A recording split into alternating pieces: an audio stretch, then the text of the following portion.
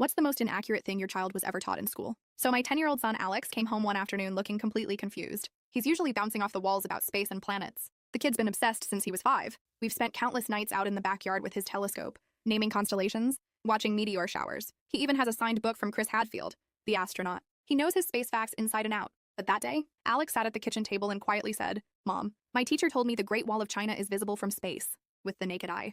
I froze for a second. Because yeah, we've talked about that. It's one of the most common space myths. Astronauts, including Hadfield, have said over and over, you can't see the Great Wall without help from orbit. It's narrow, it blends in with the landscape. It's just not visible like people think. So, Alex had raised his hand in class and politely explained this to his history teacher, Mr. Peterson. He even mentioned Hadfield's book. And what did Mr. Peterson do? Shut him down.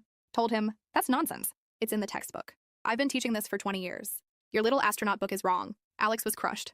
The next day, he brought in his prized book to show the passage, hoping to clear things up. Instead, Mr. Peterson confiscated it. Worse, he made Alex stand in front of the class and repeat, the Great Wall of China is visible from space, 10 times. And as punishment, he gave him a 5-page essay on respecting a teacher's knowledge. When Alex came home, he was devastated. His signed book, gone. His confidence, shattered. Now I was furious.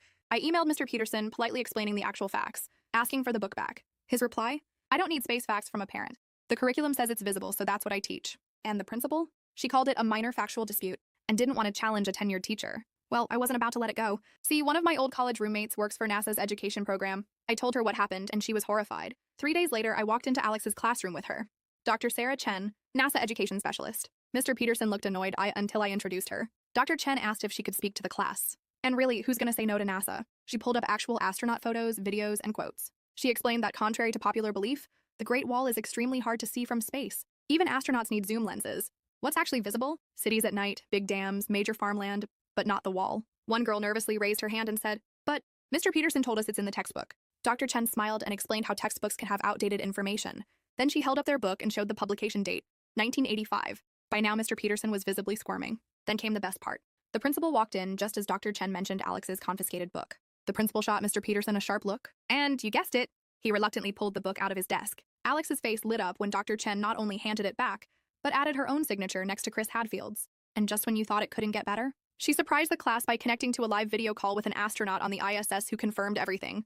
The following week, the school announced a full curriculum review. Mr. Peterson was signed up for a workshop on integrating current science into his teaching. Alex's class got invited to a special NASA virtual field trip. And that signed book? It's now on display in the school library alongside a note that says, never stop learning, even if you're the teacher.